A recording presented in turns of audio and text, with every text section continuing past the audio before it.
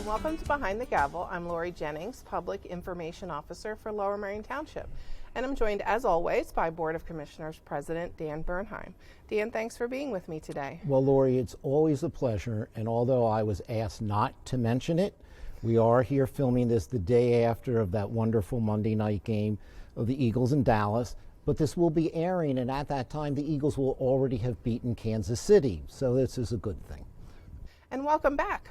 We're all getting back into the routine after the August recess, and we hope that everyone had a great summer. Well, yeah, certainly. Yeah. As you know, there was some, tragic events here in the township with the loss of two of our firefighters in the line of duty, and our hearts still go out to them and their families and the entire community of firefighters who have stepped forth in a fashion that is just exemplary, and the township handled this with such class and dignity for what is just such a very, very difficult situation. So that sort of put a big damper on the summer, but we move forward as best we can. Absolutely did. But now it's time to get to work. And Dan, the board dove right in with the annual budget workshop on September 9th. And what stood out to you in the presentations that evening?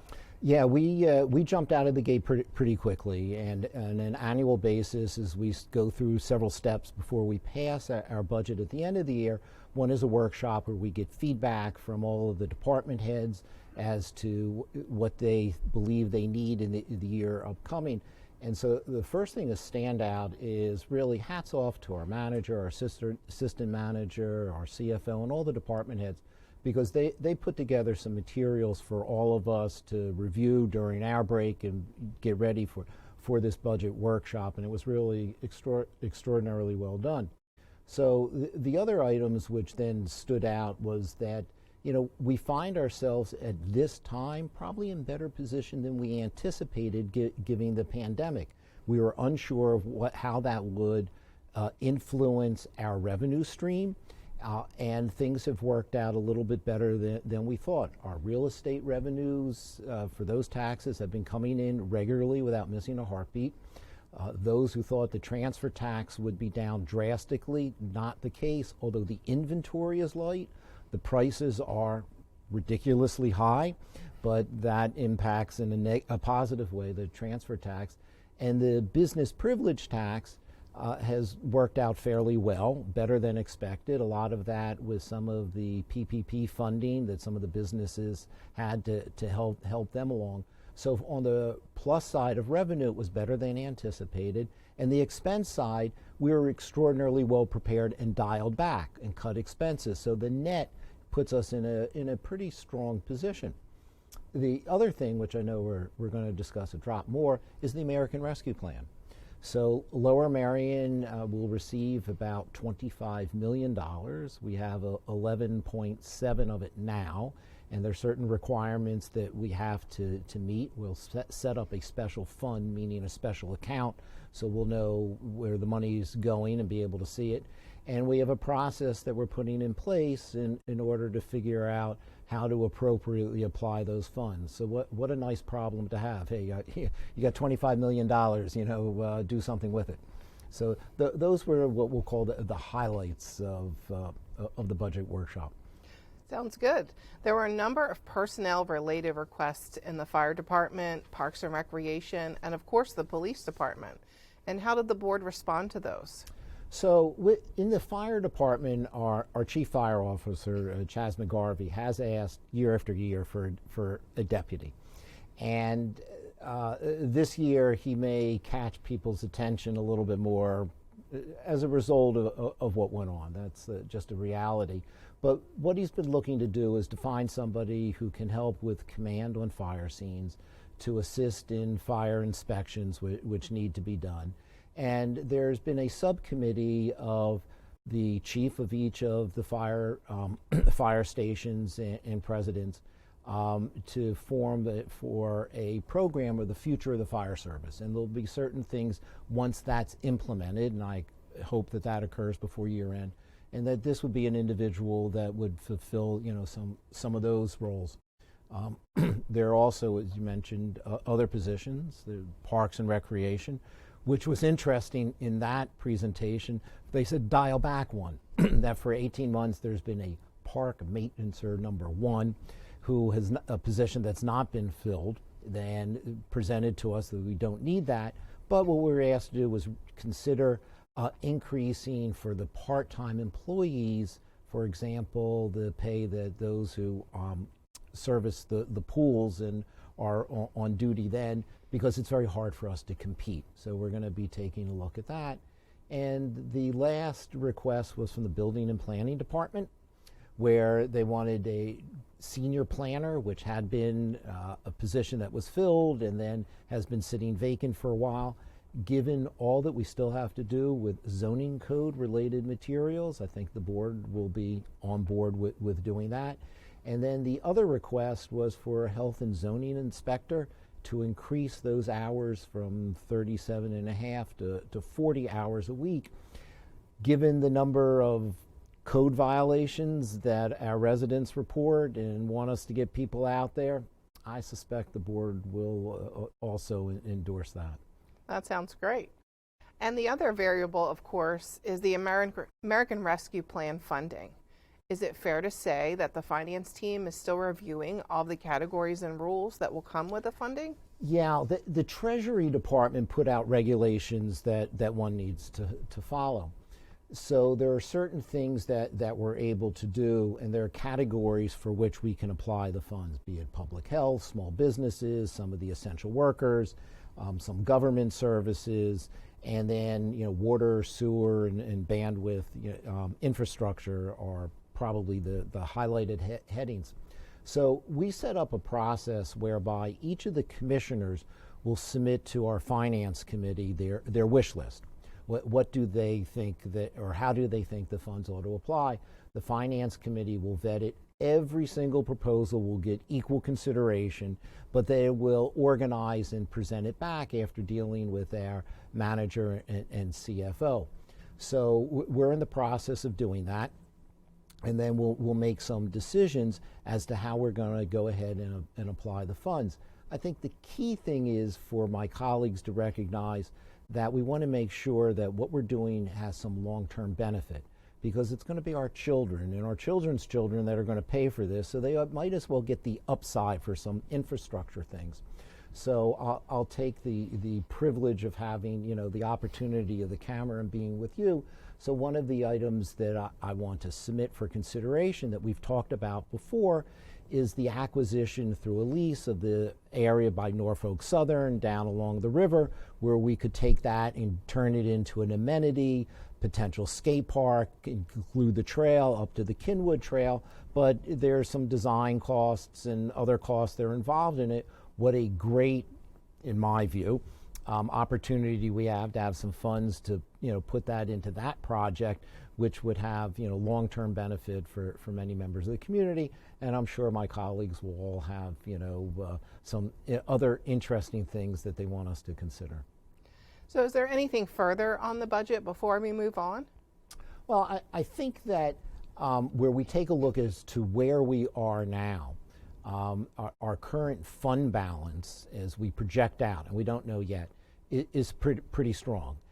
In excess of our minimum requirements, and we're probably about 30% of what our expenditures are. So that's a good and healthy thing. So will that mean that we're looking at a tax increase? Potentially not, which would be astonishing. I think it'd be year 10. Find another municipality of our size that can say that, and that's due to really fine management. But we'll have to assess that as we go forward and look not just to 2022, but also to 2023 and beyond as to how we want to handle that. But we're in a much stronger position, I think, than anybody anticipated we would be as we're in this budget season. I'm sure that everyone will appreciate hearing that news. I would suspect so. Unfortunately, something else has come back. COVID and the Delta variant. The numbers locally in the county have been creeping up, and not as much as the state level, though. So what has the township done amidst the Delta variant spread? Well, let's start on the 20,000 foot level above the township. And Anybody who has difficulty with this, I have difficulty understanding why. And that is, for us to defeat this pandemic, you need to get vaccinated. I mean, that's just the hard truth. When you read that 95% of those that are in our hospitals are unvaccinated, and of the deaths, 98% of them are unvaccinated, I'm not sure what other statistic you need look at in order to have you reconsider your position if you have not done so. So we have difficulties on some legal fronts of saying it's mandatory that everybody get vaccinated because of the ability to go ahead and enforce that. But many businesses have those, when I have my other hat on in the legal field, and have dealt with and recommended. You can have mandatory vaccinations, but for medical reasons and those sincere religious beliefs. Those sincere religious beliefs do not include challenging the science, and that has already been litigated. So the thing to be done is we need to get people vaccinated and understand that it is safe, and that's how we beat this and finally get it behind us. So from the township level, we're also adhering, you got to wear masks. We're being very careful with that. We have in our board meetings, there are requirements now that they be in public because the emergency measures that the governor had have been withdrawn. So for example, with the Board of Commissioners, we need to have a quorum present. So we do that, we're distanced, we're masked, and we're trying to work out with not just ourselves to improve the technology, but with some of the other committees, how people can still participate by Zoom. We have some technological glitches into that and some problems doing that, but we will get there so that we can increase public participation with comfort, but we all look forward to when we're doing it, 100% live, because it's just much more efficient. Right. Well, that will have to do it for our first segment, but there's much more to get to. So please stay tuned, and we'll be right back with more Behind the Gavel.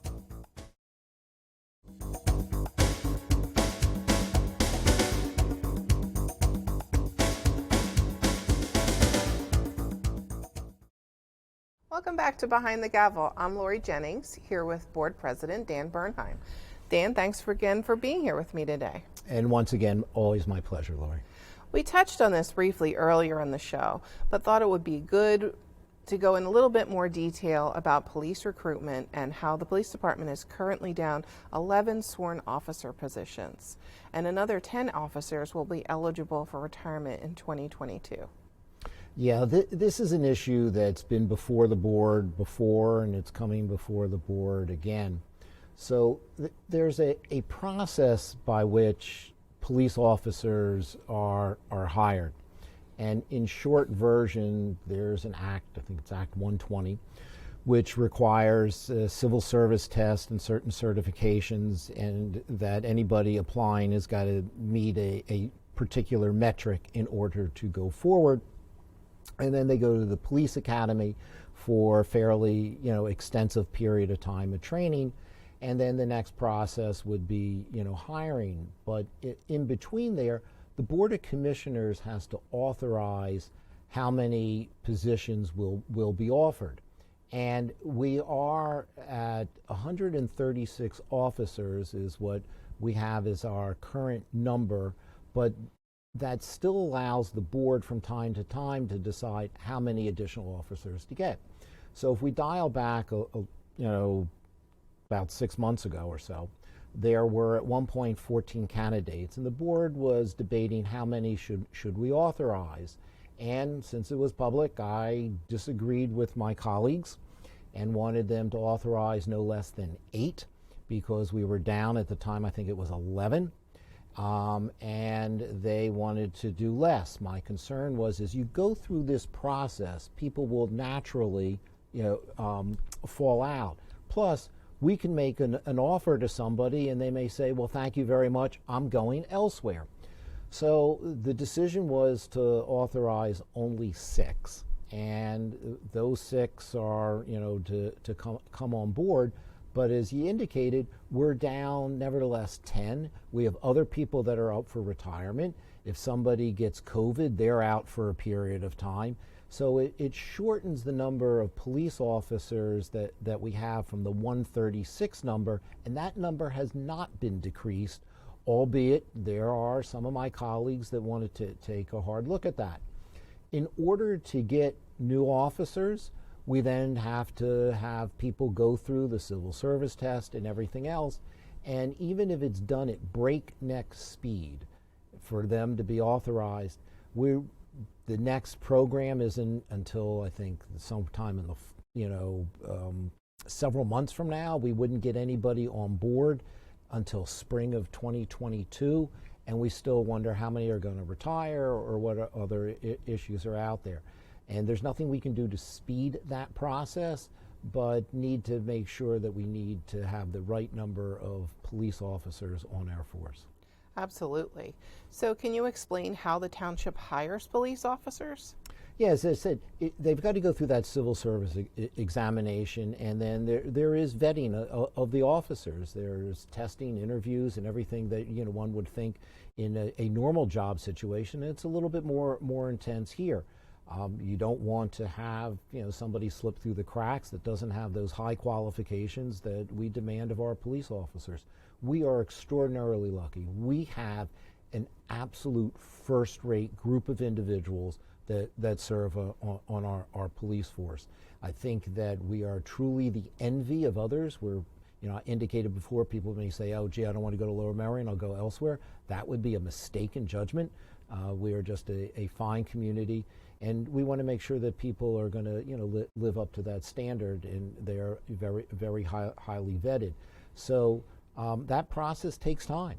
And one of the ironies was, after there was the vote by the board, I was contacted by one of my colleagues who was upset that there weren't enough people for traffic enforcement, which remains the #1 complaint within this township, of speeding, of people not obeying the traffic laws that we have. And if our township residents had their way, we would have bumps throughout every street and stop signs in every corner, and not 136 police officers, but 136,000 scattered around to enforce it. So we need to have the right number to do what we need in this township. And similarly, the fire department has had its hands full with the investigations of the 2 line-of-duty deaths this past summer. Yeah, as we said at the outset, that was just as heart-tugging an event as exists. So recently, the board of directors of the fire department, which is all the chiefs and presidents, met. And while there is a natural process for the investigation of things of this nature to take place, they decided unanimously to go forward and hire certain consultants to take a look at what occurred, and that'll happen at a much faster pace. They will find out, all right, what, if anything, was done that could have been improved, what was done properly, and be able to get back to the fire service so that we're never looking at a situation like this again. And as we indicated earlier, that's also dovetailed into the idea of Chief Garvey finally getting his deputy. And as I said, the future fire service has a program that's designed in order to assist in the entire process of fire service. And there's discussion of how each of the fire chiefs can find themselves at scenes so that there's enough command staff that's out there. So we're taking a very hard look at our fire service and what we do for it in the future, because there's an area where recruiting and retaining volunteer firefighters, which is the backbone of our service, not to mitigate for one moment the career firefighters that are there, but we rely on the volunteers, and we need to be able to recruit them, retain them, and keep them here. And that's very, very difficult, not just for Lower Merion, it's systemic throughout the country. And there are some other areas that need attention. Commercial inspections are one of the things that you brought up. And there's also a problem with false alarms. Yeah, the inspections have been a problem for a while as we get new buildings in there. The number of inspections that are yet to be completed is more than we would like. And that's, prevents, future fire problems. And then, yes, my pet peeve, the false alarms.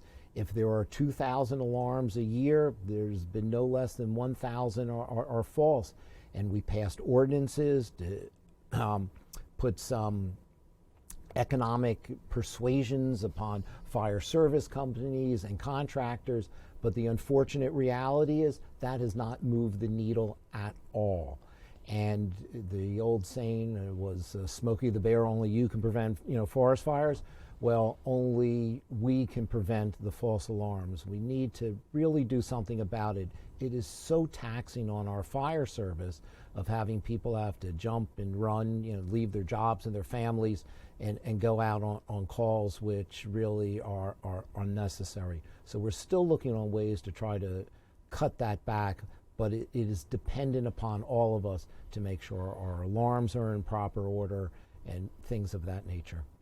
You're the chair of the board's fire committee. Can you give us a sense of how everything's going with the dual tragedies this summer? Well, as I said before, the handling of that could not have been done any better by our township and fire service. The memorial services for the two firefighters were both a moving event as anything I've ever experienced, and the community coming around these people has been spectacular, and that includes all of the fire service. And they are, dedicated to make sure that these individuals and their families are not, lost in our sights, and that for the future, whatever improvements need to be made will be made. But it really, it's heartfelt, and you can see that in these gentlemen that, perform services for us, as well as women. Keep in mind, these are people that it makes sense to run into a burning building, where we would go the opposite way. But there was not a dry eye in the house at the services, and still today they get choked up over the loss that's occurred, and that drives them to make sure that we improve our fire service. So these are remarkable individuals that do this. And what can our viewers out there do to support our local firefighters? Well, look, certainly we rely upon, contributions that people make to each of the fire companies. They all have their own individual drives to go ahead and do this. And now would be a good time to, provide them some of that support. A lot of that money goes to recruitment and retention of firefighters in order to, help them out in what they do. And there's, some of their own acquisition of various apparatus that they do individually as a fire company. So generally it is not until, the alarm goes off and the firefighters are at your front door that you recognize how valuable they are. It's okay to do it, before that happens. So the next thing up is two of our most popular township events are happening this month: the Cleanup Weekend and the Hazardous Waste Disposal Day. And how can our residents participate? I always look forward to trash talking with you.